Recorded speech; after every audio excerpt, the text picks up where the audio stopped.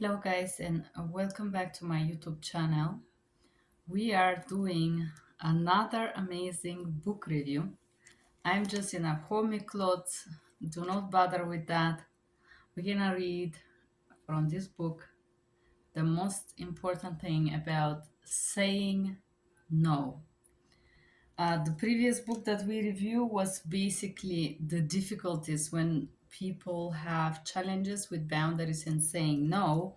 And this book, particularly, is again saying no to sexual assault, harassment, or sexual pressure.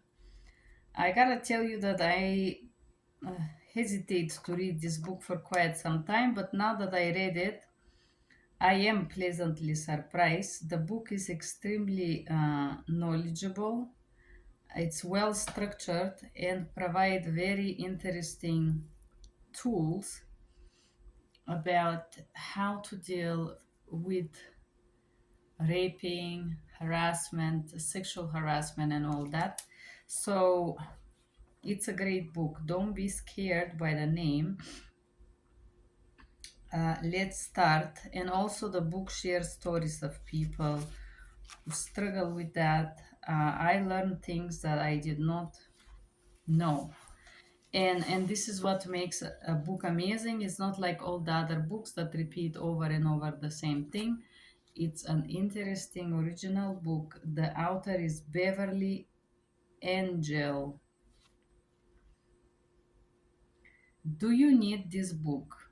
And this is it, how the book starts. I'm gonna just read these questions that if you answer in one of those questions, this means that you do need this book, because honestly I discovered things in this book that I didn't know. I thought they were okay, they were cool, but they are not. So let's start with, are you afraid to go to parties or to club with your friends or bars because you're afraid somebody may slip you a date rape drug? I think nobody is born with this fear until it actually happens. This is when you start to fear. Have you heard horror stories about girls being gang raped at parties and afraid may happen to you? Are you petrified every time you have to walk to your car in your apartment or house at night? Are you frequently harassed as you walk down the street by men making a comment about your body? Have you ever been sexually harassed at a job or school? Do you think that the only way to keep a man is to go along with whatever he wants? Are you unable to say no to a guy when he comes to you because you don't want to seem a bitch or seem cold? Do you tend to freeze when a guy makes a move on you when you don't like the guy and he is being inappropriate? Do you let guys fondle you or have sex with you so you can be popular or fit in with the group? Have you ever gone along with whatever guy wanted you to do sexually, even if he repulsed you because you were afraid? You were afraid he will stop seeing you if you don't give him sexuality. Have you ever been sexually assaulted as adult, as a child? Do you blame yourself for being sexually assaulted? Mm. Were you triggered the way Trump talk about women? Have you been triggered by all the talk about sexual harassment surrounding the Me Too uh, Time's Up movement? Do you put yourself in a dangerous situation drinking too much, allowing yourself to be taken advantage of men? Does your partner frequently put pressure on you for sexual activities you don't want to engage in, and you have a difficult time to say no to him? Has a partner ever forced himself on you sexually, but you continued seeing him anyway? I believe every single woman probably would answer yes, not to one, but many of those questions. Okay, when a girl and a woman allow men to treat them with disrespect, even disdain, It becomes a major wound in her self esteem and self concept. I don't want to say allow because women's we are not a warriors. We don't know always how to protect ourselves. I will use another word. Keep interacting with person who is disrespectful and diminish your like treat you poorly.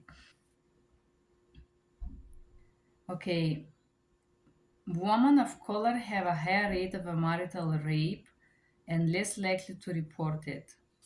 I think in general, black ladies will not report a sexual assault because they're black. And there is a lot of racism here in America, so we have a beautiful things on the book, but the reality is probably even worse than what this book says. Um, and then let's proceed with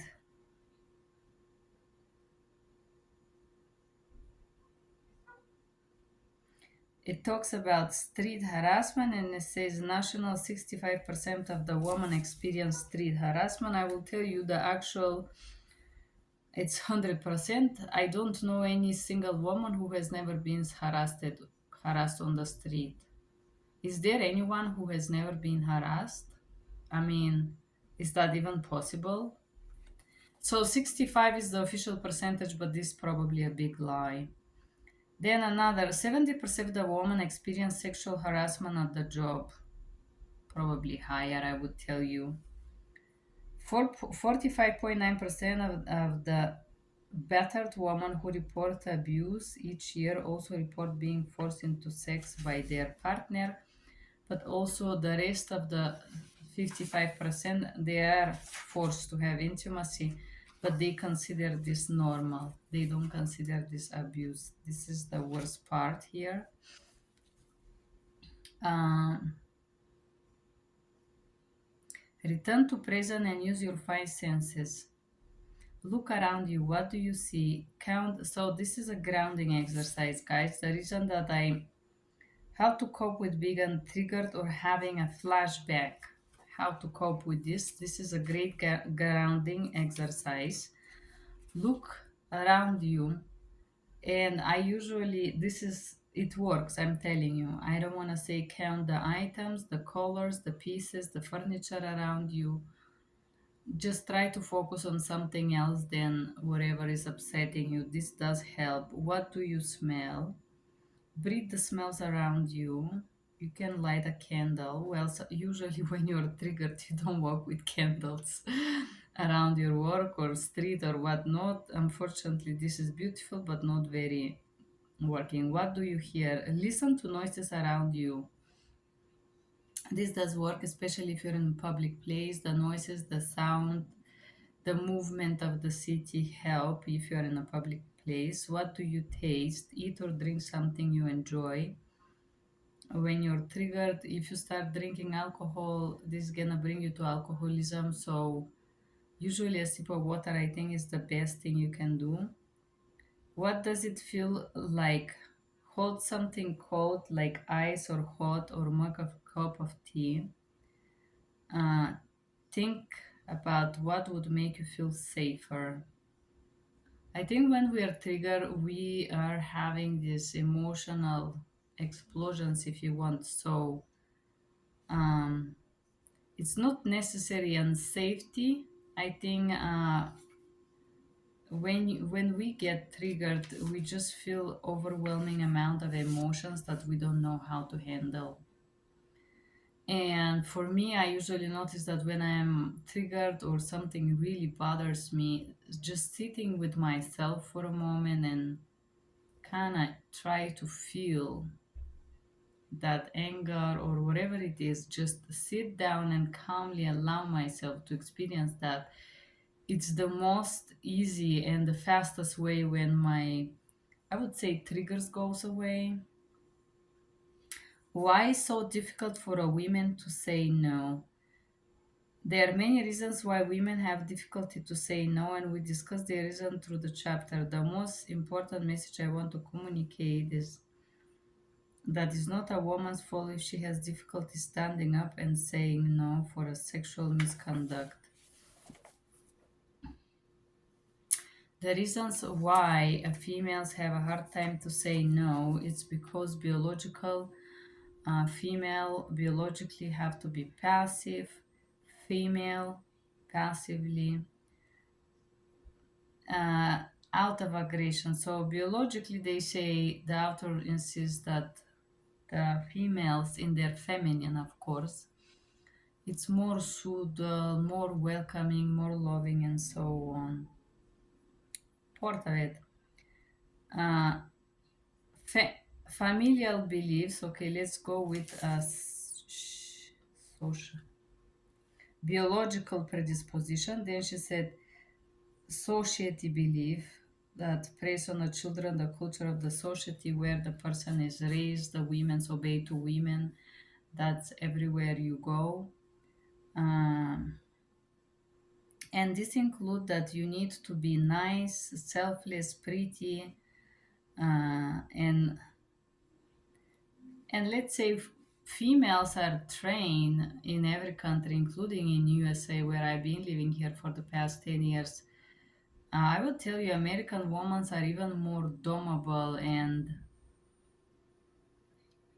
I would say damaged by society because female in America couldn't vote for quite sometimes. Let's say we have this apparent equality here, but it's all fake. Deep down, females are paid one third or one fifth of males that do the same jobs. So this is social. It's a huge pressure, you know. And I will tell you the weirdest thing about these books about boundaries and saying no and all that. It's a big thing here in America. And now that I live here, I'm starting to realize why. The reason why is because females are not respected here. Even if you say no, usually you're gonna be aggressor and bullied compared to other countries. I cannot remember so many bullies or harassers or molesters approaching me as much as here in the past 10 years. I will tell you, it's very challenging to face this reality, but it's the truth. And God helped me to move back to Europe. So, family beliefs people should treat one another the role of the woman that play in the family. So, how those beliefs influence you. Uh, Experiential belief, the quiet common to be a nice girl, blame themselves for when something goes wrong, doubt yourself, be naive, be overly trusting, and all of these things. Another reason difficulty to say no, it's low self-esteem. It takes confidence to say no to getting involved with sexual activity that you're not interested in. And I will tell you why it takes confidence. Not because you have a hard time to admit that you don't want something. It takes confidence because American males tend to aggressor you and the level of pressure and aggression that you're gonna receive when you say no, it's so extreme and severe that a lot of women will submit. This is the truth. Fear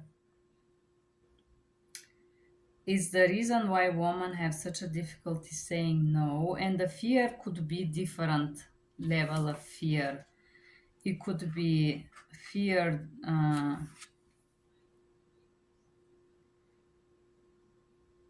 Then she talked about males carrying a built-in weapon, fearing the penis. I don't think it's the fear from the penis.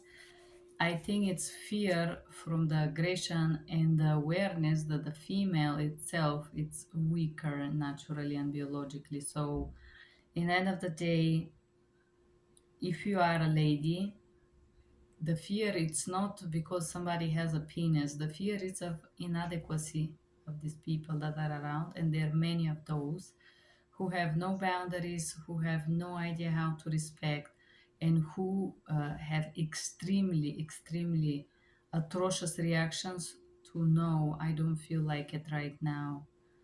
It's very weird to be person in this country, to be a female in this country more than. Okay, why don't women report? They are too ashamed. Victims of sexual assaults blame themselves.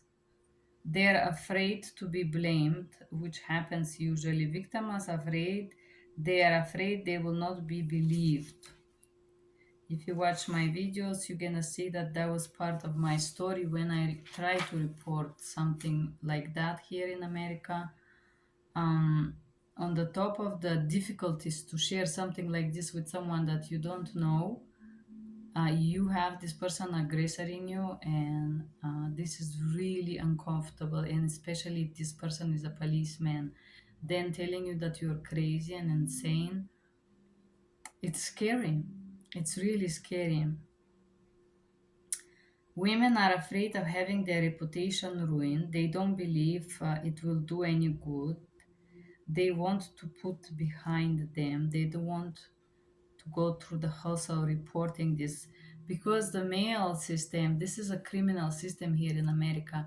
There is no protection for you if you go to report something like that. Like in my case, there is no I don't know if there is a protocol, but I don't think it's adequate a policeman to proclaim you crazy because you report an assault.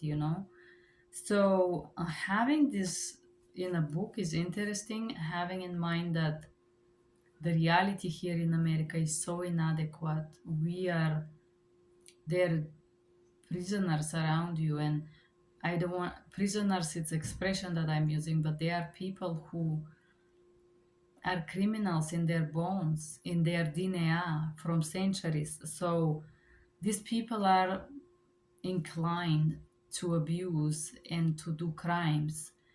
And the system also it's built for the crimes. It's built to protect those crimes, believe it or not.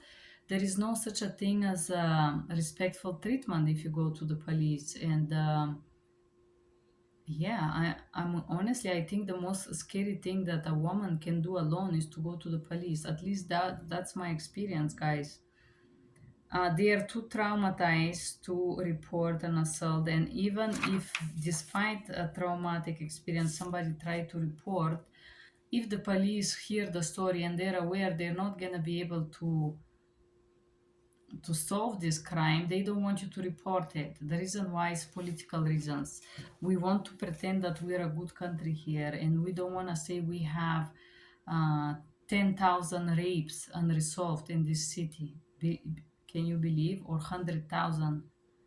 Can you believe the impact that this will have on the police itself?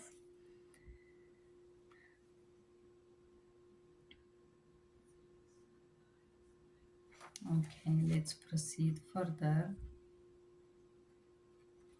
Symptoms of a rape culture.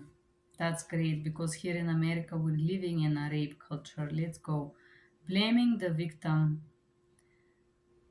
trivializing the sexual assault, sexually explicit jokes, tolerating sexual harassment, inflating false rape statistic, publicly scrutinizing the victim state, movements, history, um, and other things, pressure on a man to score, pressure on a woman to appear cold, assuming that only promiscuous women get raped, refusing to take rape seriously, making women feel. Uh, it says one of the five women is raped at some point. I will tell you, one in five is not rape. If you take five women, they probably all have this experience in their life. As many as 70% of women to be sexual assault, harassed, and 8% rape at work. This is fake, probably is way higher. Statistic, not all rapes are made by the strangers. Some rapes are done by people we know. Sexual assault is a term referring to a sexual conduct or behavior that occurs without consent of the victim. Assault does not have to be penetration. Any unwanted sexual contact, verbal, visual, physical, is a sexual assault. Rape for Federal Bureau of Investigation is penetration, no matter how slight the part of the body, whatever. Acquaintance rape is rape with person that you know. Um,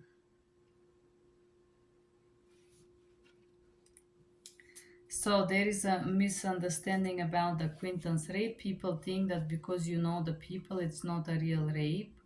Regardless of two people in a relationship date rape or rape in a relationship, they consider is not rape because uh, basically rape is sex without consent, independently if you're in a relationship or not. Marital rape in the partners between marriage, this happened quite a lot, and also there is a denial for that. Intimate partner sexual violence, obliging the partner to do sexual activities or other things that the person doesn't want, for example, for money, or not for money, but if you don't do it, I'm not gonna pay the bills and whatnot. Stranger sexual assault, and alcohol and drug facilitating sexual assault. Then statutory rape is a sexual intercourse with minor. Gang rape, sex train or whatever, sexual assault with many people.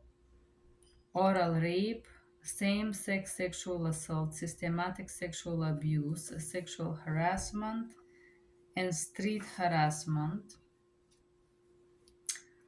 Uh, so-called lesser form of sexual violence include calling you cat, indecent exposure, peeping, being looked at or overly sexual ways, touched inappropriately, bus trains and on. Harassment via digital pictures, videos, apps, social media. Unsolicited catcalls, consistent verbal advances that include whistling, shouting. Okay. Obscene. Obscene phone calls. Calls consist of sexual, repetitive, unwanted sexual calls. Exhibitionism, when somebody exhibits their parts. Voyeurism, it's peeping Tom, is a sexual pleasure from looking sexual object or act sexually. Usually peeping is connected with watching someone. Let's say they're showering, or there is peeping shows in Paris if you go. So, and people do pay for that. Is related to voyeurism, or having pleasure to secretly watch someone. Mm. And it's not like giving sexual meaning to object, but it's more like um, just having the pleasure of, let's say, spying someone in a places like the shower or in their home and so on. The damage that is caused by sexual violence, depression, flashbacks.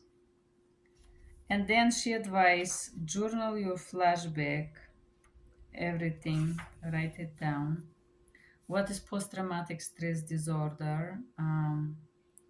Anxiety disorder that can result traumatic event associated with military but can apply to victims of any type of trauma.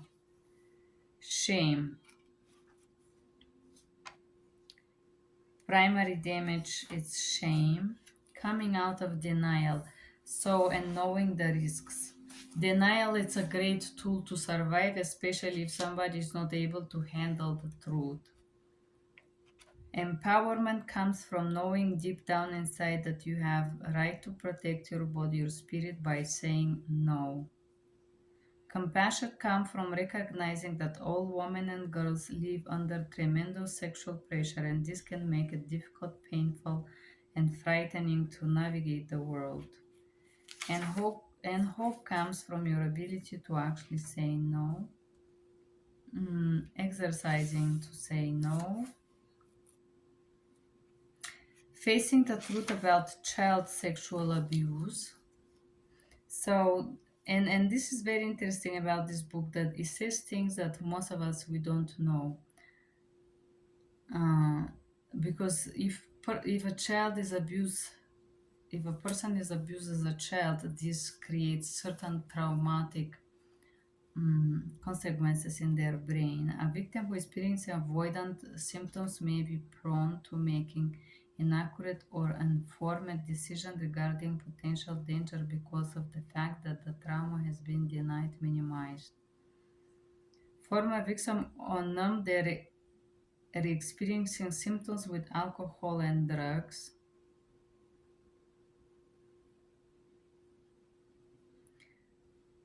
Certain kinds of abusive men trigger women who look vulnerable. Former victims of sexual behavior can be over sexual. Um, Child of sexual abuse between adult and a child. Usually the children doesn't know. So I'm gonna read what is sexual abuse for children, because some people think that is normal. Actually, while I was reading this book, I remember one of my classmates. Interesting, very interesting story. She have genital exposure. The adult are ordered to expose his genitals to a child. Kissing. Adult kissing a child. Fondling. The adult or order fondles the child breast. Basically, it means touching the area. Masturbation. Adult or older masturbate while the child observe. Fellatio. Adult order the child to do oral sex. Cunnilingus, this type of oral genital contact the child to place the mouth or tongue or the organs. Okay. Digital with fingers, penile penetration, finger penetration, dry intercourse. Okay, they're all explained in detail. Then ritual abuse, and then commercial exploitation. Hidden subtle form of a child abuse. Nudity, the adult or other child parades around the house in front of the child like nude. Disrobing, the adult ordered the child to undress.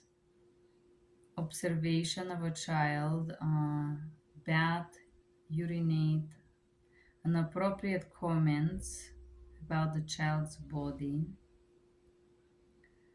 Back rubs or tickling, basically physical touch, inappropriate. Emotional incest, when the parent romanticizes the relationship between their and the child, confiding the child about her sexual relationship and sharing intimate things about sexuality. Approach behavior, it's even if an older person ever engages in touching or take any sexual action, sexual feelings, they are. Then the problems of incest.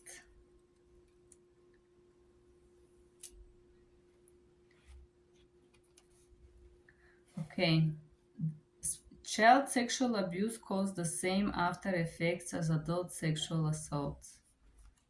Basically, the trauma is more or less the same. All the traumas we discussed, depressed, shame, fear, and all that. Self blame for sexual abuse as a child is sexually assaulted as an adult, you're actually delaying your recovery. So it talks about self blame and how this affects your not healing. Blaming the victim, usually the perpetrators blame the other person. Not believing the victim.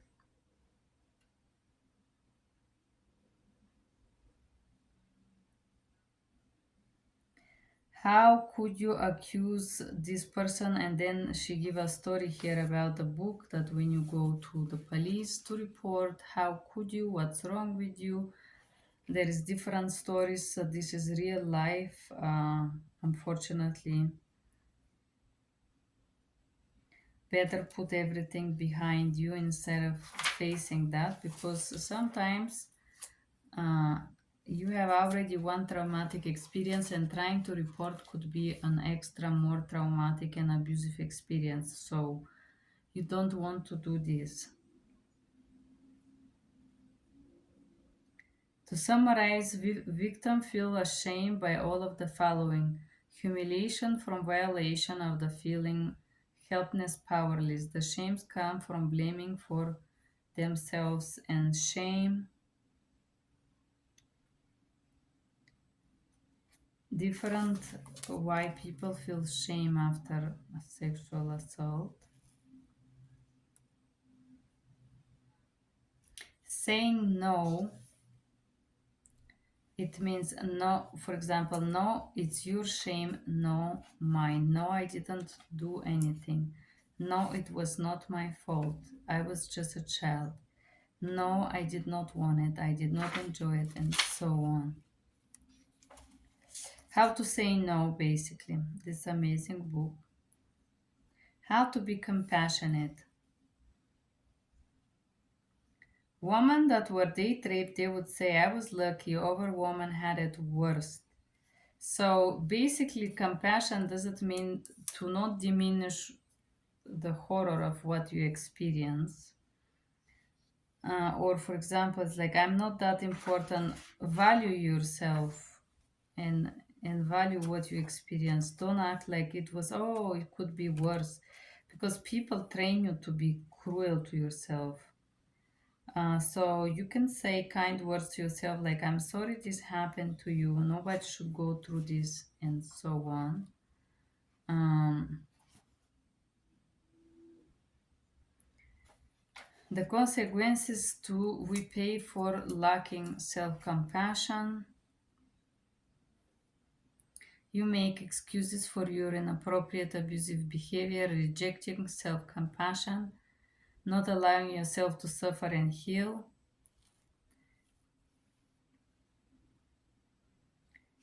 No, I'm not going to continue. So, and then exercise. I'm not going to blame myself for sexual violence I experienced. I'm not going to shame myself. I'm not going to blame myself. This is beautiful book.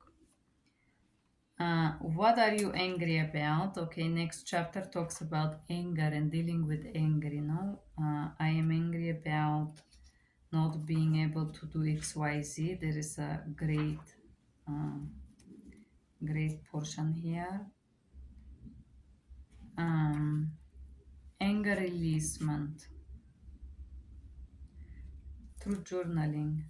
I'm angry about. Um, a lot of people stay stuck angry and they don't know why.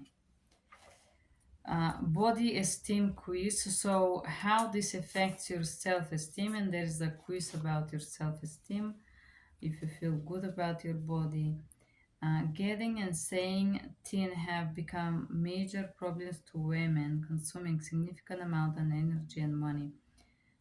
Being skinny and body image and face perfection, fake all this. Basically, another key to empowerment is no more nice girl. They are more connected about others. Nice girls are more concerned what other people think about them than what they think about themselves. They're more concerned other people's feelings than their own feelings. They believe in giving people the benefit of the doubt.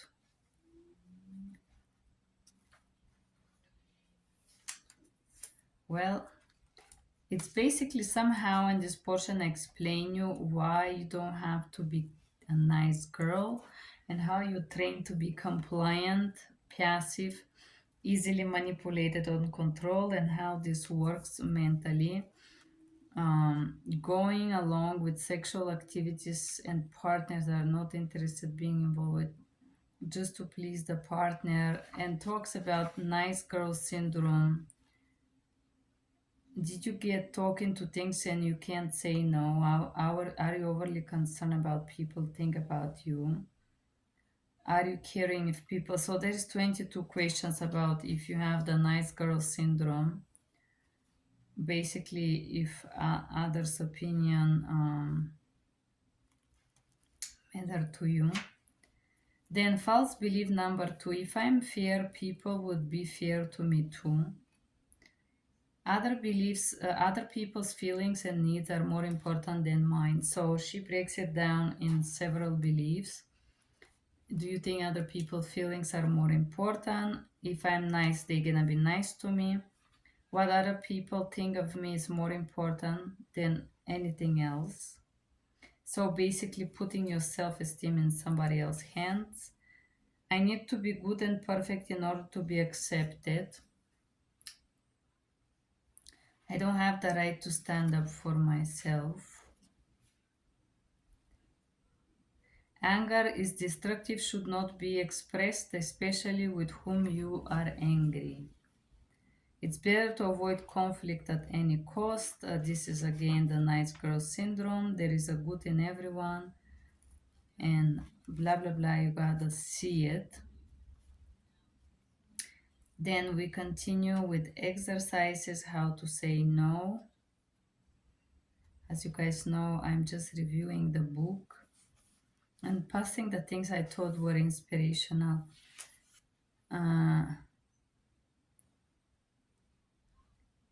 Whatever your parents wanted to do, they could hit, push, and grab you. Now, as an adult, you may still behave as if you have no rights over your own body. So basically, if parents abuse you, this creates in you this misbelief that it's okay for other people to abuse you. Then she described different type of sexuality and sexual interactions. Saying no to sexual pressure. With how sexual coercion sounds like.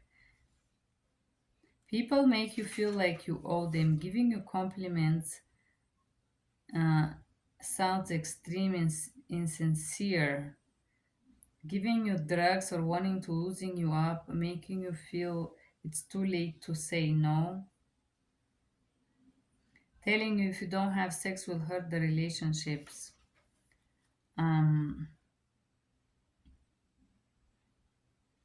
or the partners requesting you or reacting negatively or angry, resentful if you say no. Threats, partner insists you gotta please them, or like you owe them sex. If somebody is eager to supply with alcohol or drugs, if you're being uh, uh, threatened with abandonment or cheating on you, if your partner or did threat with physical violence or abuse. There is some very useful hacks for young women. Sexual coercion becomes emotional abuse. Uh, Emotional abuse is any behavior done to control or humiliate the other person. It can include emotional blackmailing, gaslighting, domination, verbal assault, silent treatment, and sexual harassment. Basically, trying to punish you if you're not into something. And then this, like other forms of domestic violence, marital rape is about exercising power and control over partner. Nearly 1 in 10 women has been raped by intimate partner, and in this portion of the book, I discovered quite a lot of things that I did not know about marital rape. Talk about the being obliged to do sexuality when you don't want. Um, this is a great book, guys. I can tell you. So overall, this is great book. It's gonna teach you basically how to hold your boundaries, and that there is nothing wrong if you don't want to do sex at this percent time, maybe today, maybe at 3 p.m. I don't feel. If you don't feel like it, there is nothing wrong with that. And basically in these books teaches you how to exercise to say no and face the things that make you or made you feel uncomfortable. It's a great book. I am saying no. I do advise this book to you guys. We learn a lot. Have a good day. Bye bye.